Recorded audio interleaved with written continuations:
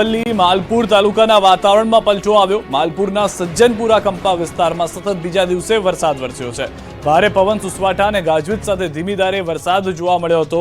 વરસાદ થતાં જ ધરતીપુત્રોમાં આનંદની લાગણી છવાઈ ગઈ છે। ઉત્તર ગુજરાતના વિસ્તારો રાહ જોઈ રહ્યા છે વરસાદની, પરંતુ માલપુર તાલુકાના વાતાવરણમાં પલટો ઓચિંતો આવી ગયો અને કેટલાક વિસ્તારોમાં ભારે વરસાદ પણ જોવા મળ્યો। રસ્તાઓ પર પાણી જોઈ રહ્યા છો તે પ્રમાણે દ્રશ્યો સ્પષ્ટ થયા કે નદીઓ વહેતી હોય તે પ્રમાણેનો ભારે વરસાદ હતો। નાના ભૂલકાઓમાં, બાળકોમાં પણ ખુશીની લાગણી છવાઈ ગઈ, સાથે ખેડૂતો પણ ખુશખુશાલ હતા। ધરતીપુત્રો પણ જે વરસાદની રાહ જોઈ રહ્યા હતા તે વરસાદ અંતે ઉત્તર ગુજરાતના કેટલાક વિસ્તારમાં થયો હોવાની જાણકારી છે। ભાવનગર શહેર અને જિલ્લામાં આજે વહેલી સવારથી વાતાવરણ ગોરંભાયા બાદ સિહોર પંથકમાં વરસાદી માહોલ જામી ગયો છે। બપોર બાદ પવન સાથે ધોધમાર વરસાદ શરૂ થતાં શહેરના માર્ગો પર પાણી ફરી વળ્યા। સારા વરસાદને કારણે બાળકો પણ વરસાદમાં મોજ માણતા નજરે પડ્યા। વાવણી લાયક વરસાદથી ખેડૂતોમાં પણ ખુશી છે।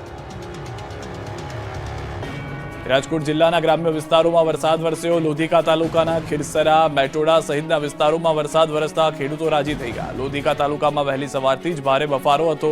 વરસાદના આગમનથી લોકોને બફારામાંથી મુક્તિ મળી। જૂનાગઢથી સમાચાર, વિસાવદરમાં વૃક્ષ ધરાશાયી થયું। વૃક્ષ નીચે બાઇક સવાર દબાઈ ગયો। સ્થાનિકોએ બાઇક સવારને હેમખેમ બહાર કાઢ્યો। ઇજાગ્રસ્ત બનેલા બાઇક સવારને સારવાર માટે ખસેડાયો હોસ્પિટલ। વિસાવદરના બસ સ્ટેન્ડ નજીક વૃક્ષ ધરાશાયી થયું હતું। તો રાજકોટમાં મેઘરાજાની ધમાકેદાર એન્ટ્રી થઈ છે। રાજકોટના વિવિધ વિસ્તારમાં વરસાદ જોવા મળી રહ્યો છે। ભારે વરસાદથી રોડ પર પાણી ભરાઈ ગયા હોવાના દ્રશ્યો પણ સર્જાયા છે। લોકોએ વરસાદની મજા પણ માણી હતી। સૌરાષ્ટ્રના અનેક વિસ્તારોમાં જે રીતનો વરસાદ છે તેવો વરસાદ રાજકોટમાં પણ જોવા મળ્યો છે। આ દ્રશ્યો આપ જોઈ રહ્યા છો। રાજકોટના અનેક શહેરી વિસ્તારોમાં ભારે વરસાદથી શહેરીજનોને મજા પડી ગઈ। રસ્તાઓ પર પાણી પણ ભરાવાની સમસ્યા ફરી એક વખત નજરે પડી છે, પરંતુ હાલમાં શહેરીજનો આ વરસાદની મજા માણતા જોવા મળ્યા હતા। તરફ ગિરનાર પર્વત પર વરસાદી માહોલ સર્જાયા બાદ અદ્ભુત નજારો જોવા મળ્યો। ગિરનાર પર્વતના આહલાદક દ્રશ્યો જોવા મળ્યા। વાદળોથી ગિરનાર પર્વત ઢંકાયો હોય એવા દ્રશ્યો જોવા મળ્યા છે। ચોમાસા દરમિયાન ગિરનારનો અદ્ભુત નજારો જોવા મળે છે, ત્યારે હિલ સ્ટેશન જેવા દ્રશ્યો સર્જાયા। આ તરફ જૂનાગઢ શહેર તેમજ ગિરનાર પર વરસાદી માહોલ પણ સર્જાયો, જાણે વાદળોએ ગિરનારને ઢાંકી દીધો હોય તેવા દ્રશ્યો જોવા મળ્યા છે। 13 દિવસ બાદ ચોમાસાએ લગાવી છલાંગ। સૌરાષ્ટ્રમાં ચોમાસાની એન્ટ્રી। 7 દિવસ સાંભેલા ધાર પડશે મેઘો। કાળઝાળ ગરમી બાદ હવે કડાકા ભડાકા સાથે વરસાદ માટે તૈયાર રહેજો, કેમ કે ગુજરાતમાં છેલ્લા 13 દિવસથી દક્ષિણ ગુજરાતમાં જામી ગયેલા ચોમાસાએ હવે આળસ ખંખેરી છે। ચોમાસાએ આળસ છોડીને હવે મોટો કૂદકો માર્યો છે। 13 દિવસ બાદ ચોમાસાએ મોટી છલાંગ લગાવી છે।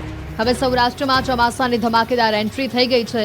દક્ષિણ ગુજરાતના તમામ જિલ્લામાં ચોમાસું બેસી ગયું છે। મધ્ય ગુજરાત સુધી પહોંચી ગયું ચોમાસું। 11 જૂનથી નવસારીમાં ચોમાસું અટકી ગયું હતું। અનુકૂળ સ્થિતિ સર્જાતા આગળ વધ્યું ચોમાસું। હવે સમગ્ર ગુજરાતમાં કડાકા ભડાકા સાથે મેઘરાજા તૂટી પડશે। આ તરફ હવામાન વિભાગે રાજ્યમાં 7 દિવસ તોડી નાખે તેવો વરસાદ પડે તેવી આગાહી કરી નાખી છે, જેમાં સૌરાષ્ટ્ર, દક્ષિણ ગુજરાતમાં 2 દિવસ ભારેથી અતિભારે વરસાદની સંભાવના છે। ગીર સોમનાથ, અમરેલીમાં ભારે આગાહી કરાઈ છે, તો નવસારી, સુરત, ભરૂચમાં પણ ભારે વરસાદની આગાહી કરવામાં આવે છે।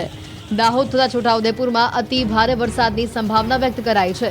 સાયક્લોનિક સર્ક્યુલેશન અને વરસાદી ટ્રફના કારણે વરસાદ તૂટી પડશે। आने वाले अगले 7 दिन तक बारिश होने का चांसेस है गुजरात, सौराष्ट्र कोस्ट रीजन में। अगले 2 दिन तक आपका गुजरात रीजन जो है वाइड स्प्रेड रेन होने का चांसेस है, एंड सौराष्ट्र में जो फेयर एंड वाइड स्प्रेड होएगा, एंड कोस्ट रीजन में लाइट रेन होने का संभावना है। और अगले 3 दिन तक जो वेरी हेवी रेनफॉल का भी फोरकास्ट किया गया है साउथ गुजरात रीजन में।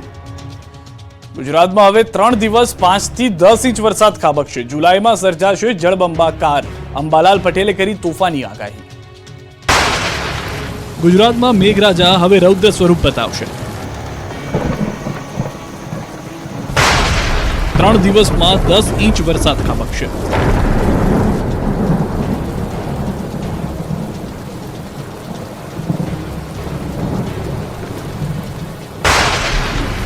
જુલાઈમાં સર્જાશે જળબંબાકારની સ્થિતિ।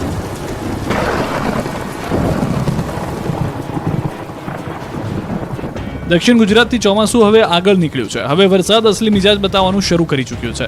સૌરાષ્ટ્ર દક્ષિણ ગુજરાતમાં જળબંબાકારની સ્થિતિ સર્જાવા લાગી છે. ત્યારે હવે 3 દિવસ ગુજરાતમાં 5 થી લઈને 10 ઇંચ સુધી વરસાદ ખાબકશે. તોફાની વરસાદની આગાહી હવામાન નિષ્ણાત અંબાલાલ પટેલે કરી છે. અંબાલાલ પટેલે આગાહી કરી છે કે 3 દિવસ એટલે 27 જૂન સુધી ગુજરાતના વિવિધ વિસ્તારમાં 10 ઇંચ સુધી વરસાદ પડશે. અંબાલાલ પટેલે કહ્યું કે 24 થી 26માં રાજ્યમાં વરસાદનું કદ વધશે. આહવા, ડાંગ, વલસાડમાં 7 થી 8 ઇંચ જેટલો વરસાદ થશે. તો સુરત, નવસારી, તાપીમાં 4 થી 5 ઇંચ વરસાદ પડી શકે છે. જૂનાગઢ, ગીર સોમનાથમાં અતિ ભારે વરસાદની શક્યતા છે.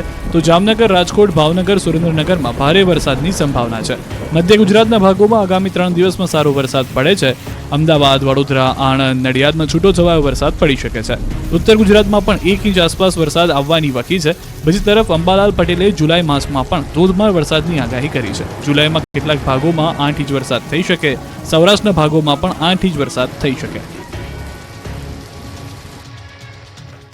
ગુજરાતમાં ચોમાસું મંદગતિનું થયું હતું. હવે વિદર્ભમાંથી થોડુંક આગળ વધ્યું છે. પરંતુ આ ચોમાસું જે છે એ હાલમાં આગામી 3 દિવસમાં દક્ષિણ ગુજરાતના ભાગોમાં લગભગ આહવાડક વરસાદ, વ્યારા વગેરે ભાગોમાં 6 થી 8 ઇંચ જેવો વરસાદ થવાની શક્યતા રહેશે. સુરત વગેરે ભાગોમાં 3 થી 4 ઇંચ વરસાદ થવાની શક્યતા રહેશે. દક્ષિણ સૌરાષ્ટ્રના ભાગોમાં પણ ભારે વરસાદ થવાની શક્યતા રહેશે. અમરેલીના ભાગોમાં પણ સારો વરસાદ થવાની શક્યતા રહેશે. ભાવનગરના ભાગોમાં પણ સારો વરસાદ થવાની શક્યતા રહેશે. જામનગરના ભાગોમાં પણ કંઈ વરસાદ થશે. ઉત્તર સૌરાષ્ટ્રના ભાગોમાં વરસાદ થવાની શક્યતા રહેશે. પરંતુ મધ્ય ગુજરાતના ભાગોમાં 1 ઇંચ આસપાસનો વરસાદ થવાની શક્યતા રહેશે. અન્ય મહત્વના સમાચાર. નીટ યુજી 2024 પરીક્ષામાં ગેરરીતિનો મામલો. સીબીઆઈને તપાસ સોંપવા રાજ્ય સરકારનો નિર્ણય.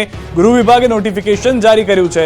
5 મે લેવાઈ હતી નીટ યુજીની પરીક્ષા. ગેરરીતિ બાદ 8 મે ગોધરામાં ફરિયાદ નોંધાઈ. પરીક્ષામાં ગેરરીતિ અંગેની ગોધરા તાલુકા પોલીસ મથકમાં નોંધવામાં આવેલી એફઆઈઆરની તપાસ સીબીઆઈને સોંપવા રાજ્ય સરકારે નિર્ણય કર્યો છે. નીટ યુજી 2024ની ગત તારીખ 5 મે 2024ના રોજ લેવાયેલી પરીક્ષામાં ગેરરીતિઓ થઈ હતી. Director, department of higher education, Bharat સરકાર દ્વારા પોલીસ ફરિયાદ કરવામાં આવી હતી, જેમાં એક ફરિયાદ ગોધરામાં પણ 8 મે નોંધાઈ હતી. આ સમગ્ર બાબતમાં વિસ્તૃત તપાસ થઈ શકે તેવા હેતુથી ગોધરા તાલુકા પોલીસ મથકમાં નોંધાયેલી એફઆઈઆરની તપાસ પણ રાજ્ય સરકારે સીબીઆઈને સોંપવાનો નિર્ણય કર્યો છે.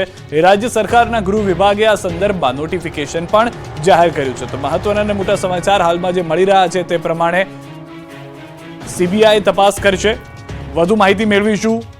न्यूज 18 संवाददाता राजेश हमारे साथ जुड़े गया है. राजेश, जिस तरह से जानकारी फिलहाल मिल रही है, खुद सीबीआई जो है वो जांच करने के लिए तैयार है. जी बिल्कुल सिद्धार्थ. जी राजेश.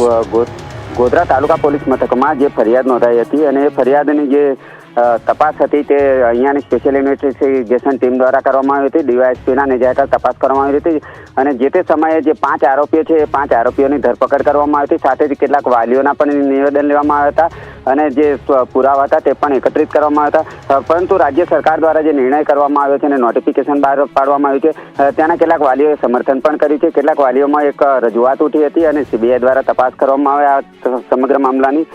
અને હાલ જે સીબીઆઈ છે તેના દ્વારા સીધા તપાસ. જી આભાર રાજેશ સમગ્ર માહિતી બદલ. તો હવે ખુદ સીબીઆઈ તપાસ કરશે નીટ યુજીને લઈને.